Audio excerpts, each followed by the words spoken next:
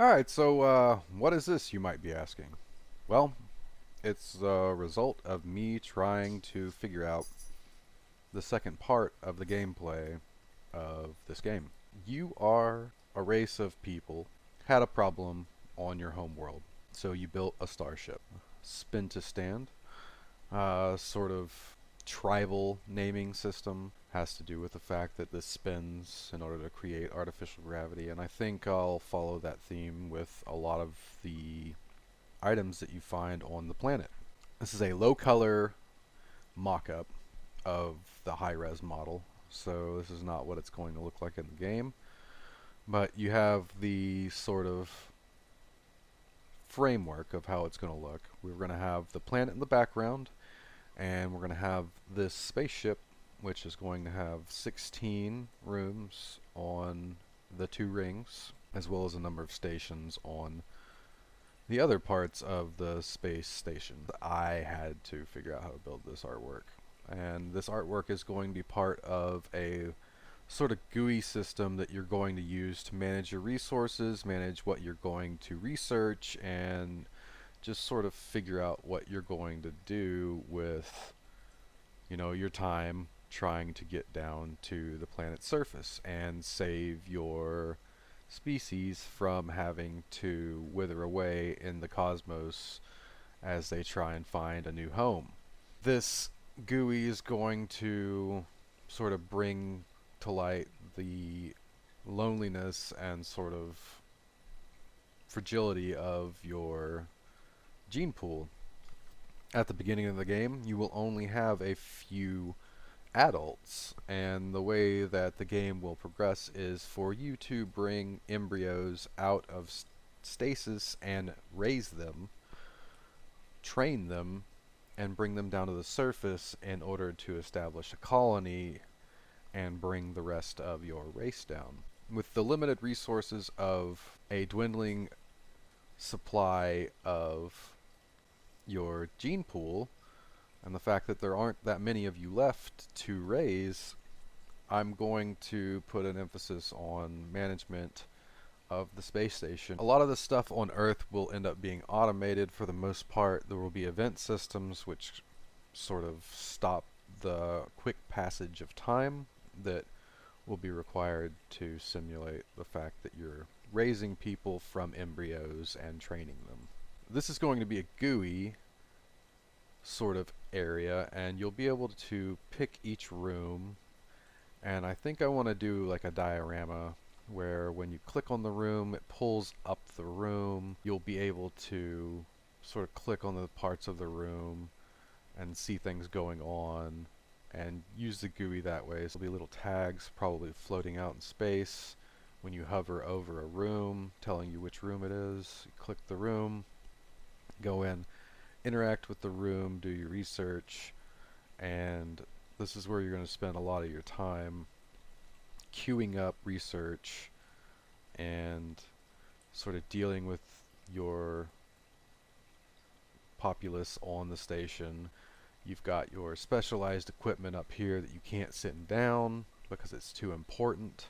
You'll be able to progress to the point where you send samples back up and then start bringing this online in order to bring more people down and stabilize the population.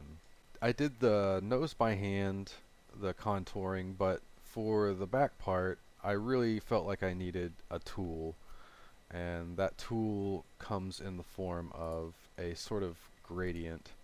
If you can imagine, for our depth map we need cylindrical objects a lot of the time. This level here would be the ground. If we move up 1, 2, 3, 4, we take this height of 4 and we mark this location with a height of 4. We move up 3 and we mark this location with a height of 7, and we continue along until we get to the top. If we imagine those heights as indices in a palette that's sorted by height, then we end up with a gradient that follows the proper height, and we end up with a cylinder sort of gradient. So if you imagine taking this circle and pressing every single pixel all the way down until it was flat, we could turn that into a line. I wrote a little program that I templated this action with, and the way it works is I draw a line, it calculates that circle for me, it's going to get all of the pixels around the outside of the circle, it's going to count the height of each pixel, and then it's going to assign that gradient back to the line that we just did. We'll be able to actually see the gradient. It does take quite a while for it to do the calculation. That's fine. I'm never going to have anything that's this big, and honestly it's fast enough for my needs. But as you can see, it sort of simulates that with a transition from black to white in this program, and implemented properly gives me a result that looks like this. The way that this works is by simply selecting my new circle gradient tool. As you can see, just by drawing those lines, well, I can just draw lines and create those gradients that I need. And this works on an angle, as you can see. It works in any orientation I draw the line. So in this way I was able to make pixel perfect circles for the most part. I don't have an undo function yet. That's something else I need to work on, but rest assured it did work quite well, and it gave me a result that you can see turned out quite well. So this is made up of a few pieces. The rings, as you can see, each one of the rooms is going to have its own window, where the floor is going to be this part here as the circle turns, and they are pulled down to the ground. I've got these center pieces, which there are two, and I rotated them to make them look a little bit better. I think it looks nice, and I like the color. This was so fast to create these center pieces, and I think they look really good. The front part took me quite a while because I did this by hand. I didn't use the tool, but as you can see, the back part, engines, sort of ended up oval, but it's fine.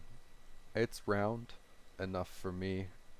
The most important part for me is that it's symmetrical. So the next step would be to, if I were going to continue with this art, which I'm going to move past for now, is to sort of, for the communications room, I would put like an antenna here, or maybe a couple antennas. For like an arboretum, I would put, you know, maybe open the ceiling up and put some domes in or something.